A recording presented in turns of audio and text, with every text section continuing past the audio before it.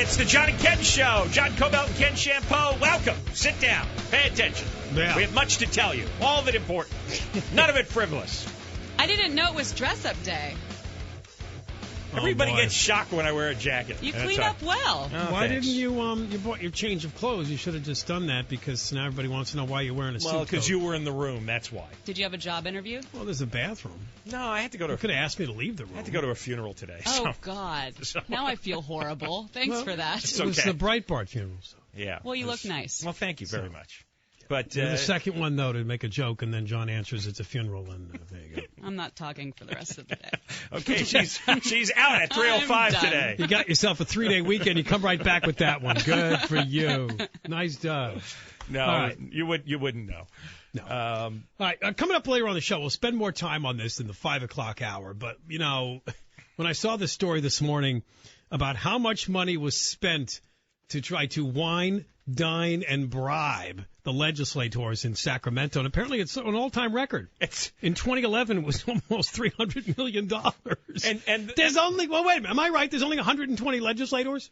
And they're spending $300 million to try to get them to their side? Where does all the money go? Where does it go? I mean, well, they these hire guys... all sorts of companies to do this for them. They hire lobbying firms that go up there and I guess walk the halls But and where does the cash end badger up? people.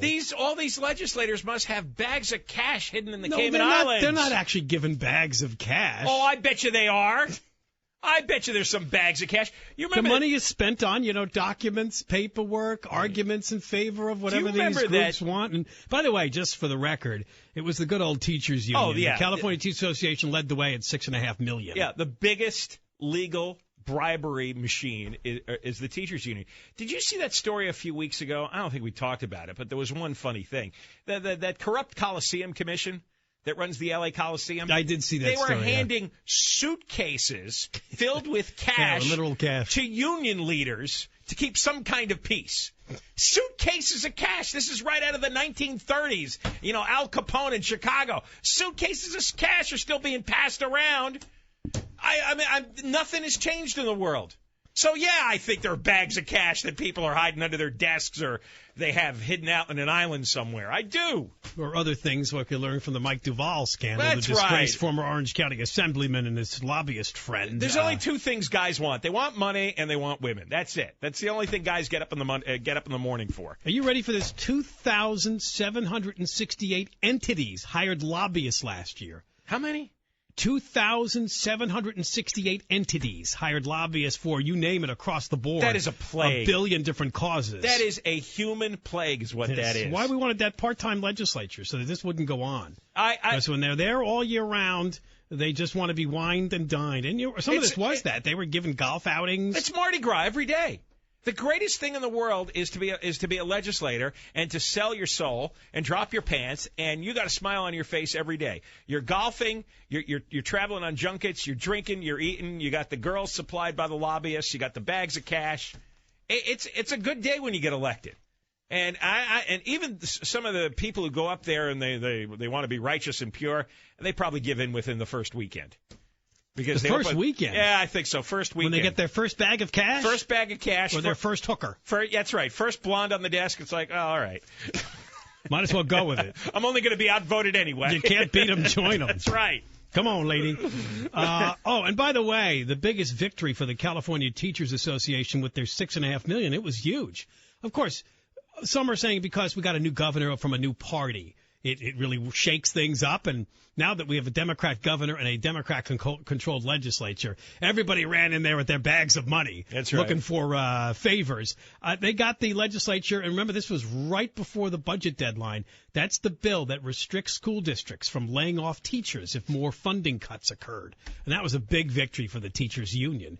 Because, again, when you go back to this, what else can they do besides cut the salaries or lay off the teachers? When they talk about the budget, that's such a huge percentage. That's right. 80% of the education budget goes for salaries, health care, pensions. So if you can't lay them off and you can't give them a pay cut, you can't touch their health care, you can't touch their pensions, Well, what's there to do? That's where you start selling the musical instruments. You're selling trombones and tubas. The idea is to box them in so they turn around and say the only thing we can do is grab more tax money. That's right. From here to Sacramento, that's the message. That's the whole game, and that's why we have to keep resisting, because it's an intentional game that they are playing to try to extort more money out of us. Well, if I was the head of a powerful union with that much money available and my members would keep me in power only if I made sure they didn't get pay cuts or layoffs, yeah, I'd be fighting for tax increases too. I don't blame them. That's what you do. That's what your job is. Right. But our job is to fight it. The legislators are the ones who take all the bribes and do whatever the unions want. Yeah. They're the true evil. I will say that the unions, just across the board from top to bottom in this state, are extremely greedy and selfish. I mean, biblical proportions. I mean, you talk about the 7 deadly sins. I don't care if they're cops, firefighters, teachers. What we were talking about yesterday, with Stockton on the verge of bankruptcy, Vallejo bankrupt, San Diego's in trouble, Los Angeles is in trouble, and everything points mostly to the same thing. It's the promises to the union people are obscene and they can't be met.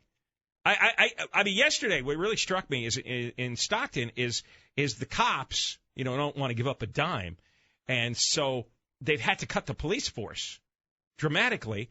So now the cops put up a billboard, "Welcome to California's second most dangerous city." Well, the homicides climbed in Stockton to intentionally frighten everybody else and get them out of the city. Did you see they bought a house next to the city manager to intimidate him? Did you see that part too? Yeah. That was another tactic. These are policemen, right? These are the people that we tell our children to respect and glorify when they're young, so that all their lives, when they see a cop, they'll have a little bit of that childhood feeling. It's like, there's the man that's going to protect me. There's the man who's fighting the bad guys. And it turns out, in reality, you grow up, it's like, well, I guess they're the bad guys to some extent, aren't they? In the end, it's just a job. Jobs are about pay and benefits. Just a job. They don't care about community. They don't care if the place goes bankrupt. They don't care if it's overrun with criminals and killers. Hey, just give me what you promised me. Don't touch our pensions. Don't touch our pay. Don't touch all the rest of our benefits. And so every day we're going deeper and deeper and deeper in the hole. I heard this thing on our news today that 254 businesses left the state of California last year. 254. 5 a week. 5 a week. A few years ago, it was just 1 a week. Now, 5 a week. Like 1 every business day. California business close up and moves. Most of them are going to Texas or Arizona, Nevada, Colorado, all the West Coast states and Texas. All right, there's a piece of good news, though, concerning the legislature, and we've been talking about this guy now for several days. Fish and Game Commission President Dan Richards. As you know, the environmentals...